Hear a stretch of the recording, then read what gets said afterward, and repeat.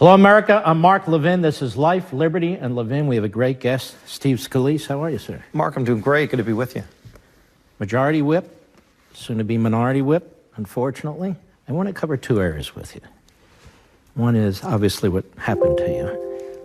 The American people are intensely interested in this and really united around you when you were almost mortally wounded. And also some policy questions. What happened in the Republican Congress, in the House, what's going to happen in the Democrat House, and how, being in the minority, how you think you're going to deal with it. But first, you have a new book in Back in the Game, One Gunman, Countless Heroes in the Fight for My Life. We know the basic story, but let me ask you a question. This guy fires off a round. Bullets how big? .762 caliber. A big bullet. Big bullet. Okay. You're hit. Walk us through that, the moment you were hit, what you thought, if you felt it, what was going through your mind, were you conscious and so forth? Well, initially I was stunned because we're on a baseball field. You're not thinking about gunfire. But as soon as I was hit, I went down and my legs gave out and I could hear more gunfire. So I knew what was going on, but you're still trying to process everything. And so the first thing I'm thinking, I never saw the shooter, but I could hear where the fire was coming from. It was around third base and I'm playing second. So I start just crawling away. I start crawling to the outfield to get away from. Are you in pain then? The gunfire. I'm in almost like a numbness, and I'm not feeling the true pain that I probably should have felt because knowing what that bullet did, the massive internal damage, I didn't quite feel all of that. I'm just kind of in a numbness trying to get away. So I crawled probably about 20 feet, and then my arms gave out. In fact, in the book, we have a picture of a blood trail that somebody took that shows you how far I crawled before ultimately my arms gave out. And then at that moment, I just started to pray. First thing that came to mind, I said, I'm just going to pray and put it in God's hands. And believe me, God performed miracles that day, but he gave me an unbelievable sense of calm. Once I started praying, it was almost like everything around me just kind of went into a background noise, and I'm just in a one-on-one conversation with God at that point. You found peace? True peace. How did you get from the baseball field to the transport to get you to the hospital, and were you conscious during most of that? Well, right after the shooter went down, and to me it seemed like an hour. It was maybe a matter of 7 minutes that the whole shootout happened. And as soon as the shooter went down, Brad Wenstrup, a colleague of mine from Ohio, and he's a doctor, but he's also he was a combat surgeon in Iraq. And he was watching me the whole time, and he immediately came over and looked at where the damage was, put a tourniquet on to stop the bleeding. And my trauma surgeon told me later I wouldn't have made it to the hospital if not for that, for what Brad did. And then there was a few minutes of everybody, colleagues of mine, kind of coming around tending to me. And then an ambulance finally got there, and they transferred me initially to an ambulance. That's kind of when I started to go out, to kind of fade out. And then at some point, the ambulance is leaving, sees a helicopter coming, and it's 7:30 in the morning in Northern Virginia. As you know, I would have never made it to George Washington Hospital, which is where they were going to take me. I would have bled out. So then they go to where the helicopter is landing on the ball field, and sure enough, the helicopter had come to transport me away, and they put me on that helicopter, and 4 minutes later, I'm in the emergency room over at MedStar Hospital. And again, I kind of was out and unconscious by the time I got on the helicopter, but I was starting to fade prior to that, wondering, am I even going to make it? How many operations have you gone through? Gone through nine different major surgeries. Luckily, all of them are over and successful at putting everything back together. But it was a lot. Initially just the going in to try to figure out, opened me up to try to figure out where all the damage was, and I had massive internal bleeding. I actually showed up at the hospital with a 0 blood pressure, which rarely does anybody make it out from that. And then they had to put about 20 pints of blood in me, and the human body takes about 9 pints of blood. So I had lost a lot of blood, and then even as they were putting more in, I had so many arteries that were shredded. So they finally sewed up each one individually and got me to a point where they could close me up again. And then over the next few months had to put me back together. What is the first thing you remember when you did come to? Do you remember that? Yeah, when I came to it, it was 3 days later. I didn't know. For all I knew, it was maybe a few hours later. And I had no idea how bad off I was. I remember when I came to that I was shot. And the first thing I did was ask for my wife. And Jennifer, of course, she had flown in that night, but she was there. And so she sees me, and I've got tubes in my throat, and I've got all kind of other things hooked up to me. So I couldn't even talk. And so I'm trying to make some verbal signals to her, and luckily she knew what I was motioning. And initially what I wanted to find out was Dave and Crystal, my two Capitol Police Security Detail officers that were there with me that morning, I knew both of them were shot in the shootout.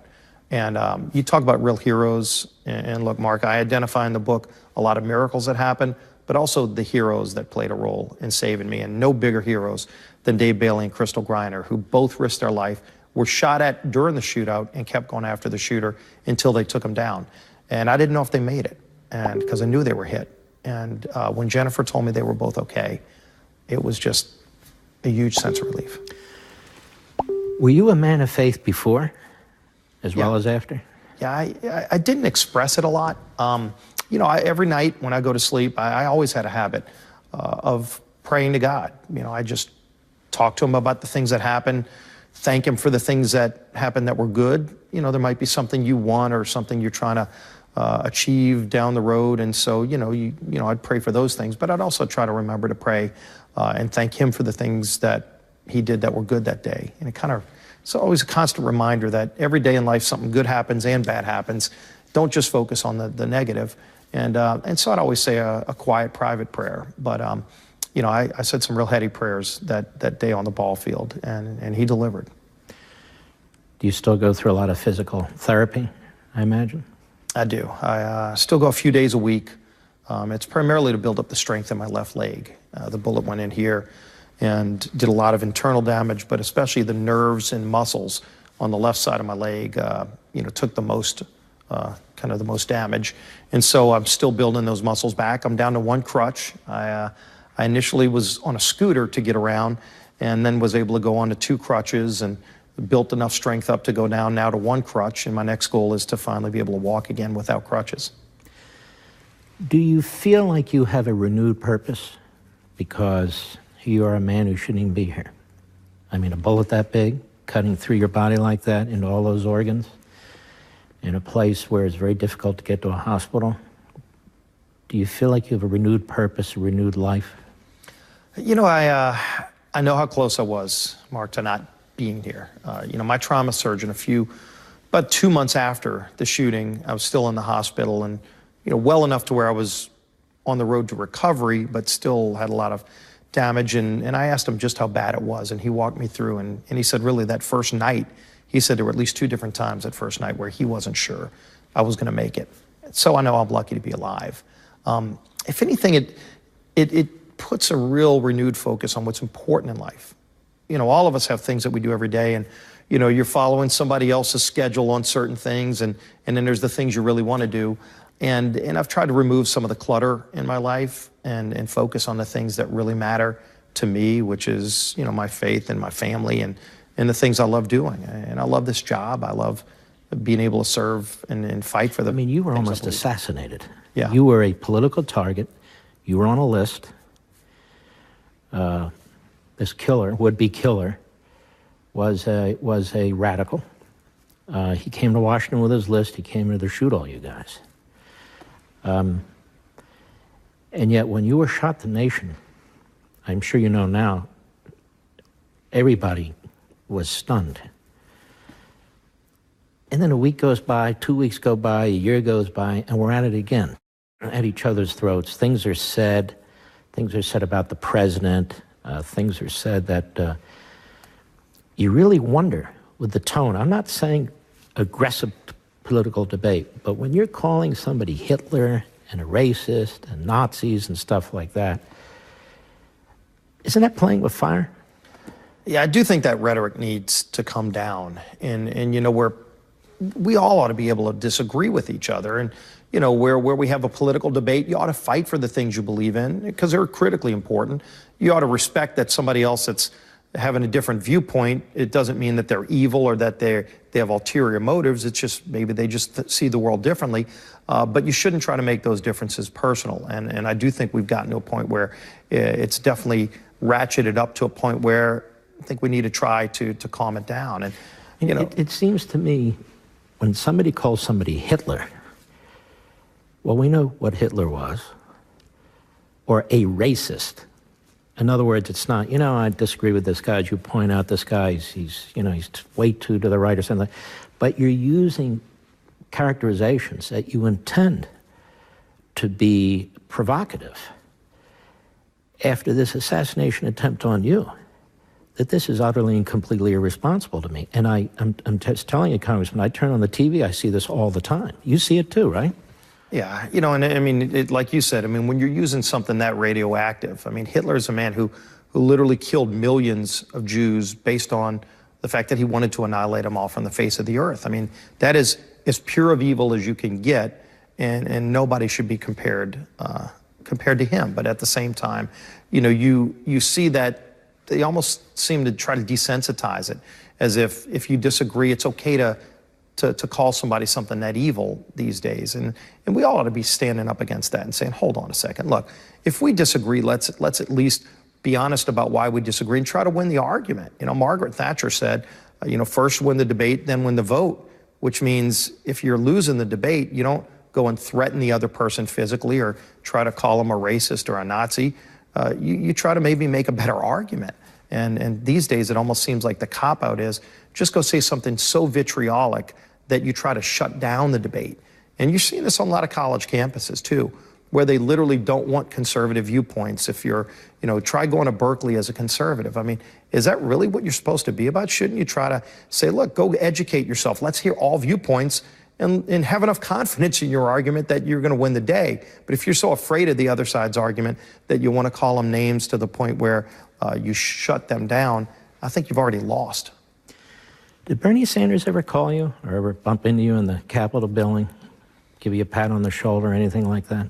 He reached out to my office, and I think we may have spoken in those kind of first few days when I was in a fog, but okay. He did reach out. Okay. So you guys are going to... And I don't hold him or no, of course not. Anything responsible, because, you know, clearly what this guy did was deranged, and, you know, there's no justification for it. Let me ask you this. You're going to be in the minority now. But let me talk a little bit about when, like now, you're in the majority, but it's a lame duck session. It's a lame duck session, but things can still get done, right? Yeah. Are they going to get done? The border wall. We're in a battle right now over proper funding of the border wall. I was just in a meeting with President Trump a few days ago. Clearly, this has been a big priority of his. It's a big priority of mine. I'd like to see us get this done, and we're in a fight with the other side. But at the same time, when you look at this caravan coming across, you have in this caravan of people who have said, we're going to ignore your laws and just storm across the border. There are over 600 already known criminal convicts in the caravan. When you look at some of the things they do to try to use women as human shields, again, it shows you what kind of people are really responsible for the caravan. But it's incredibly important that we secure our border. And I applaud President Trump for being willing to do it because, look, every single day, this doesn't get mainstream media coverage, and it should. Every single day in this country, at least 10 known terrorists are captured trying to cross into America through our border. Why are we trying to secure the border? To keep America safe. And it's not that everybody that comes here wants to seek the American dream. There's a legal way to do that. And President Trump has said, even if you want to seek asylum, seek it the legal way. But if you're trying to break our laws and come over here, when the president's saying we're going to secure the border, there's a reason. He's fighting to keep this country safe because there really are bad people that try to come here. When we come back, I'm going to ask you two follow-ups on that. Number one, if there are 10 terrorists captured every day, then why wouldn't the Democrat Party want to do more to help secure that southern border? And number two, is the problem only the Democrats, or are there problems among the Republicans, too, to get this sort of thing done when we come back? Ladies and gentlemen, don't forget, most weeknights you can watch me on Levin TV. Levin TV. Go to crtv.com/Mark to sign up, crtv.com/Mark, or give us a call at 844-LEVIN-TV, 844-LEVIN-TV. We'll be right back. Congressman Steve Scalise. So you mentioned that 10 captures a day of potential terrorists on the southern border. Well, why wouldn't that compel the Democrat Party to be a little bit more supportive of building physical barriers on that southern border where we think we can build them? I mean, it's a good question, but it shows you there is a different mindset on the left. I mean, they truly believe in open borders. This whole idea that just people want to come in, let them come on in. Again, you can look at real numbers to know there is a legal way to come here. By the way, Mark, we are the most generous nation in the world. Anybody that thinks we don't let people into our country, we let 1 million people into our country legally every single year. By far the most generous in the world. We have nothing to be ashamed of. No country's close to us. And by the way, those other countries have their own border protection. So good luck trying to walk into their country illegally. So what we say is there's a way to come here legally. We ought to reform, by the way. There's parts of that legal system that are very broken. But at the same time, we do know that there are bad people that try to come here, and it's well documented.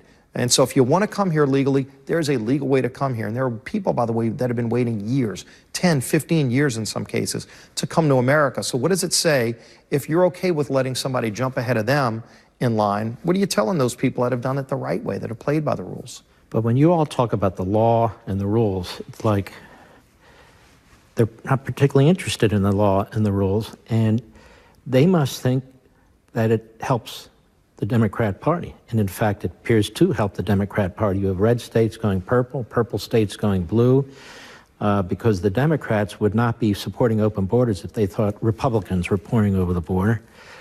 So that's a difficult mentality to deal with. But isn't there a problem even within your Republican caucus? I mean, don't you have a dozen, 2 dozen, 3 dozen Republicans who really are not necessarily that supportive of securing the border, or at least securing it in a way that matters? Well, we don't have a consensus completely about how to properly secure the border. Most of our members have voted in one way or another to secure the border, which includes building the wall.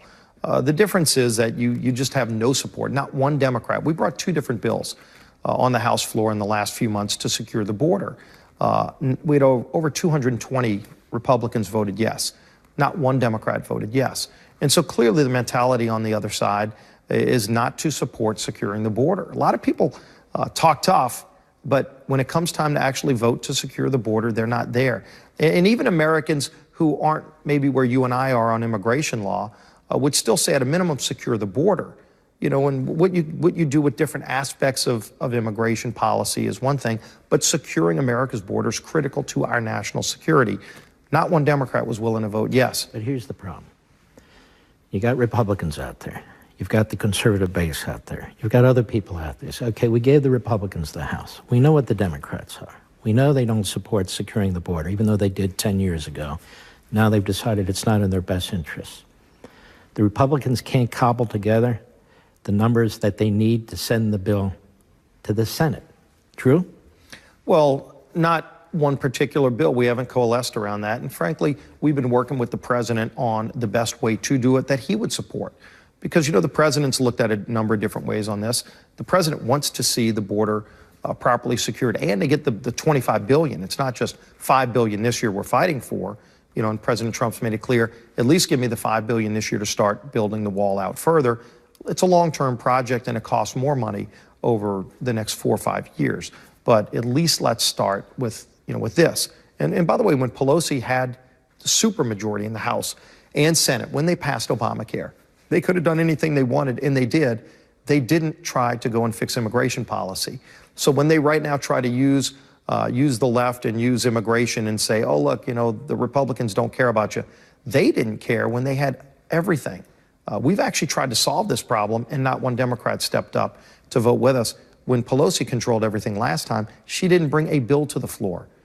Not good or bad. We've at least brought bills to the floor. I just think in diners, in pubs, at kitchen tables all over the country, they're not thinking about what Pelosi did or didn't do. They're saying, okay, we sent the Republicans in, they got a majority, and we got a Republican House, Republican Senate, Republican president.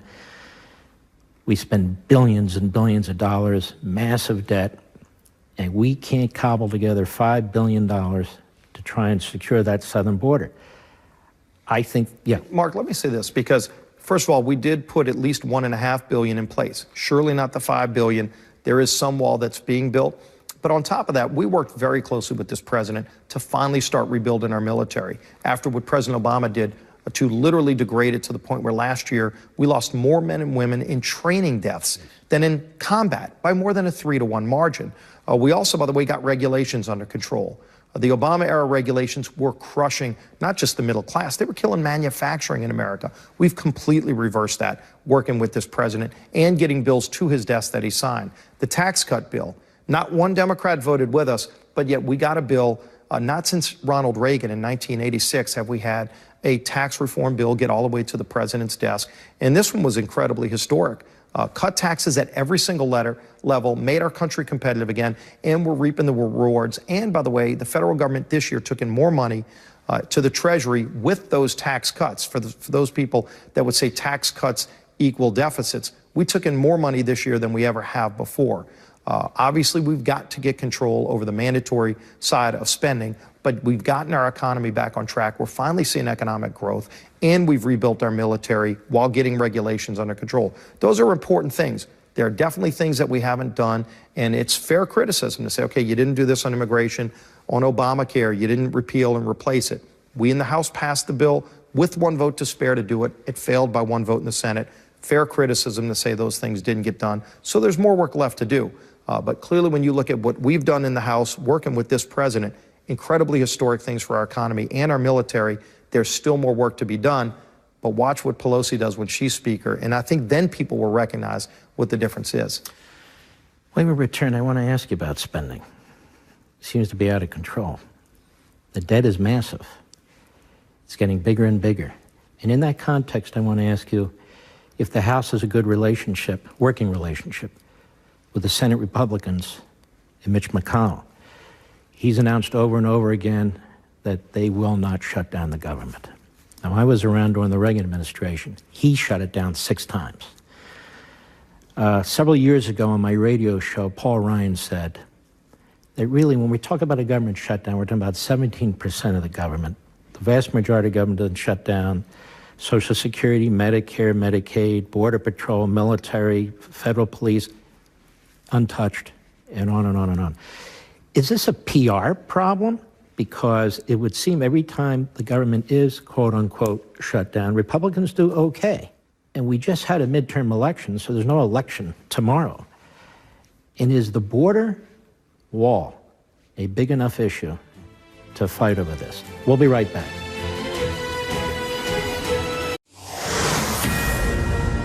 Breaking tonight, the leading candidate to become the new White House Chief of Staff drops out of the race as President Trump prepares for a make-or-break meeting with congressional leaders on funding for the border wall. Evening, everyone, and welcome to The Next Revolution. I'm Steve Hilton, and this is the home of positive populism. Tonight, Chad Pergram is live for us in Washington, and I'm joined here in Los Angeles by Lisa Booth, Frank Buckley, and Kennedy. Also tonight, there you are. I think we needed that little cry there. Also tonight, we have the latest on the populist revolution in France and what it means for us here, a new plan to break up big tech, and after General Motors' shocking plant closures, we'll ask if it's time for corporate welfare reform. But first, let's bring in Fox News senior Capitol Hill producer Chad Pergram. Chad, lots going on all weekend long, and it keeps coming the news. So everyone was saying that after President Trump announced that John Kelly was out, Nick Ayers, the vice president's chief of staff, was almost certain to get the job, but it turns out that's not the case. Tell us about that.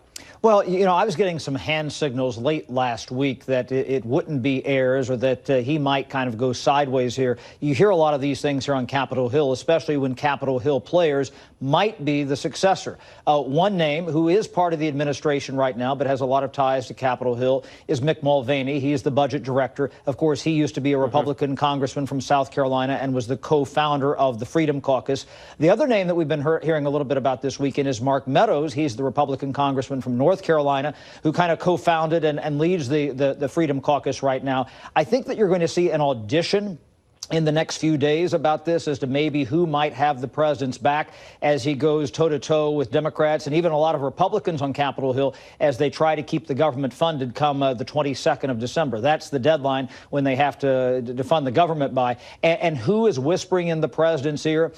Who is actually maybe fighting against some, quote, establishment Republicans on Capitol Hill? And if you're someone like Mark Meadows, maybe it isn't as fun to be in the minority. You know, it's one thing if you're going to be, throwing bombs at the Democrats here, from the minority. But some people think that the Freedom Caucus is weakened in the minority, and all they might do is divide the Republican Party. So Mark Meadows might be a player there. Mick Mulvaney has been mentioned potentially for this job for months off and on. So, Chad, tell us about that. I'm interested in your point there about the establishment role here. Last week on Swamp Watch, we did an investigation into what I described as some of the establishment players inside the White House trying to frustrate the president's populist agenda. We got a strong reaction to that. How does this play out? Do you get a sense that there are establishment players trying to make sure that their guy or woman gets this job? Well, look at how it could play into the government shutdown question here. If you have a deal that is cut with Democrats and some Republicans that doesn't get the president what he wants, which is ultimately this border wall, or at least isn't something satisfactory what he wants that matches his campaign promise, you could see that being a problem. And that's why I describe this as kind of an audition. Stephen Mnuchin, who's the Treasury Secretary, has been mentioned. The president has tweeted in just the past hour or so that he's interviewing a lot of top people, and he hopes to have somebody good. It wasn't that long ago that Kevin McCarthy, who's going to be the minority leader, was somebody whose name was batted around. But it seems like, that trifecta of Mnuchin, maybe Meadows, and maybe Mulvaney, that seems to be the wheelhouse that he's working in right now. And how they deal with Capitol Hill, that's going to be central to the whole thing. God, there's going to be a lot of reaction if it's Mnuchin, I'll tell you that. Anyway, well, last question, Chad. Just want to look ahead to this meeting. Are we still expecting this meeting between the president, Nancy Pelosi, and Chuck Schumer on the border wall? And the further question that I wanted to ask you is and forgive me if this sounds like a dumb question, but I know a lot of the audience are asking it. Why do we need congressional approval for this, given that everyone agrees from the president down that certainly on his side of the fence, that the situation at the border is a national security issue, and the money involved, $5 billion, is actually tiny in comparison to the overall federal discretionary budget, the defense budget, whichever one you look at. Why can't he just take the money from the existing defense budget and use that for the wall? Well, the founders were very clear when they gave the power of the purse to the legislative branch. They didn't want the executive branch to just take the money willy-nilly and move it around. That's why they put that power with the legislative branch. They have already approved the defense budget for this fiscal year. That was one of the 5 spending bills which they have approved. And so you can't go back in, ex post facto and say, we're going to move some money from defense and move it over here. One of the 7 bills that remains unfunded is the Department of Homeland Security funding bill, and that's where most of the wall money would reside. Now, there's always a little bit of money you can move around behind the scenes, but Congress, has the power of the purse. The founders were absolutely clear about that. They didn't want abuse by the executive. And so if Congress has already appropriated what the Pentagon is getting, you can't say, okay, we're going to move that over to the Department of Homeland Security. Therein lies the problem. And the DHS funding bill is one of the 7 that remains outstanding. You're right, this meeting is on for Tuesday with Nancy Pelosi and Chuck Schumer. Don't forget that a year ago, September, it was President Trump. When he met with them, he cut a deal with Nancy Pelosi and Chuck Schumer to keep the government open and went over the heads of the Republicans, Senate Majority Leader Mitch McConnell and Paul Ryan. They're deal makers, and Nancy Pelosi knows that she cannot start being the prospective Speaker of the House on January 3rd with a government shutdown. So she has to deal. One last point, and this is very critical. Republicans this past summer, on not one but 2 different occasions, defeated bills in the House of Representatives which would have provided full funding for the border wall. There is not the right mixture of just Republicans in the House to keep the government open, to fund a bill, to pass a bill that funds the wall, or one that doesn't fund the wall. They need Democratic support, frankly, in both chambers, and it seems like the House of Representatives might be more important considering what the history was on trying to fund the border wall on those 2 pieces of legislation this past summer, Steve. Chad, thank you so much for all of pleasure. that. So much going on. Always great to see you. Appreciate that. Now let's meet our guest here with us tonight, author of the Republican Workers' Party, Frank Buckley, Fox News contributor Lisa Booth, and the host of Kennedy on FBN Kennedy. Do we get another little whoop? So there you go. Very good. Glad we got that. So Lisa, let's get to this. Sure we're all awake. Yeah, exactly Sunday right. night. Sunday night. So listen, what this border was. I mean, Chad was laying it all out there. I mean, Nancy Pelosi's been going around saying that the border wall is immoral. That's the word she was using at the end of last week. What chance is there that if we're depending on her for this, it's ever going to happen? Well, and that's why President Trump, his only window of opportunity to try to get anything done with the wall would be in this lame duck session. He's certainly not going to get it from Nancy Pelosi in a Democrat-controlled House next Congress. So this is his only time. Why Senator Lindsey Graham has said that, now's the time President Trump needs to dig in on this.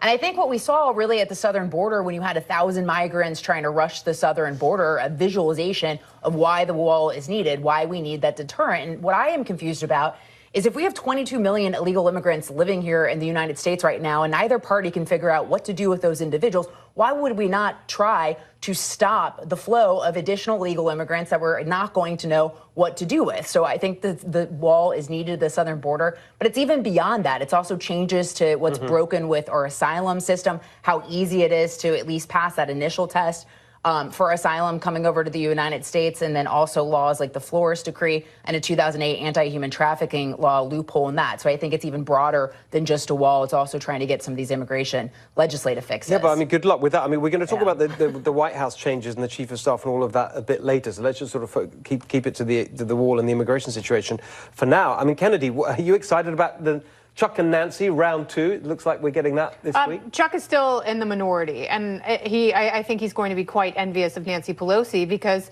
she's in a much greater position of power. There's still so much chaos and discord between the House and the Senate, regardless of party. Great point. But they both have something the other wants, and that's a solution on DACA and the wall. And it's so natural for both sides to come together. And if I were Democrats, I would take the deal because, and I've said this time and time again, and I still believe this with my entire heart and being, that they are going to run into so many eminent domain issues in Texas alone that it is going to be impossible to complete any sort of wall in any short period of time. So Democrats should take the deal and then have a caveat within the legislation, because Chad is right, and it is up to the legislature, that if there is, for some reason, a legal holdup, that money is reappropriated back to another agency, or better yet, back to the American people.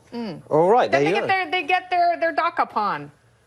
So, Frank, you've been a great sort of advocate for what I describe as, in my language, as positive populism. And I think this question of immigration and the impact of immigration is so central to all your arguments, particularly in your book, the Republican Workers' Party. It seems to me that the argument in favor of these changes hasn't necessarily been made in a way that would bring people on board, because you've got people on the left, I'm thinking of the Bernie Sanders populists, for example, who actually agree on immigration and the impact of uncontrolled, low-wage immigration. Yeah. I mean, it's really a trifecta we want. It's DACA and the wall, but also the crazy 1965 immigration law. I mean, we have all sorts of weird stuff going on. We have 50,000 people admitted by virtue of a lottery. I mean, that's absolutely nonsense. We should be doing things like trying to admit skilled workers. And if that's thought to be right-wing in any way, heck, it is the Canadian system, for heaven's sakes. What's right-wing about that? That was what the Trump administration has always wanted, that trifecta. They were offered 2 parts of it a year ago with Chuck Schumer. Schumer said, let's do the wall and let's do DACA now, and we'll talk about the 65 Act later, which wasn't going to happen. But right now, I don't think Trump should do a deal which doesn't have part of the 65 Act as part of it. That's really interesting. What's your take on that, kid? A lot of people said that actually he should have gone for that deal. I think he's a higher amount of money there, $25 billion, as I recall. I don't think Congress has the guts to do it. And I think they do need to take immigration apart, whether it's from the 60s or the 80s under Presidents Reagan and Bush, and really figure out how amnesty affected immigration in this country. Mostly it was a net positive. I don't think they have the courage to do that. That's why I don't think we're going to see comprehensive massive immigration reform. You're not going to see it because it's not popular with either party. And all both parties are doing right now is throwing money, trying to get votes, because we're in a moment of political desperation. And it's so hyper-partisan and polarized that they can't come together meaningfully on something big. So they're going to have to take it apart piecemeal. And that means if you've got two of the three things, if you've got DACA and you've got wall funding, then both sides should absolutely take it. Do you agree with that, Lisa, or do you think the president should hold out for the full package that Frank was... Well, I think border security is the preeminent issue and the most important issue, because, again, we're already cannot figure out what to do with the individuals living here illegally. So we should stop the flow of additional illegal immigration. But the big problem we're facing right now is with Central Americans seeking asylum, and they figured out how to game the system. We've seen 110% increase in males bringing a child with them in the last 2 years alone, and 89% of those individuals are going to pass their initial screening, but only 9% are actually going to be granted asylum in court. So they've figured out how to get into the United States. Many of them don't even show up, and they become part of that 22 million number of illegal immigrants living in the United States. So this is a serious problem that needs to be addressed. I totally agree. And literally for that reason, I don't understand why you can't make some kind of emergency situation out of it and just take the money from the trillions that are wasted on all sorts of other things. Anyway, got to leave it there. A populist uprising in France, Brexit under threat in the UK, and Angela Merkel on her way out in Germany. What does all this mean for us here in America? That's after the break.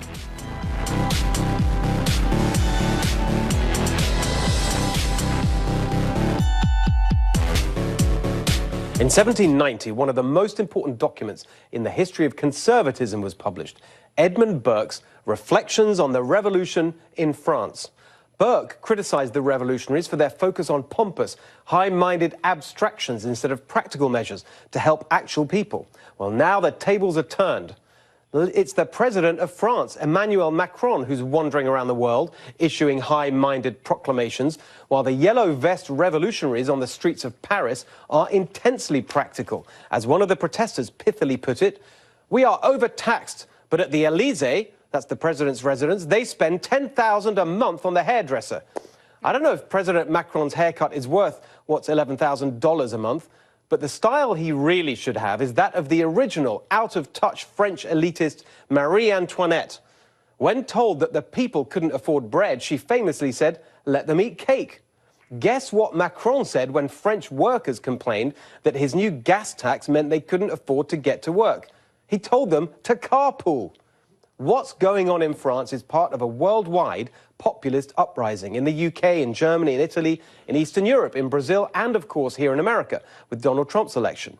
And support for Bernie Sanders, let's remember. Working people are saying they've had enough of decades of elitist policies like uncontrolled immigration that help those at the top but hurt everyone else.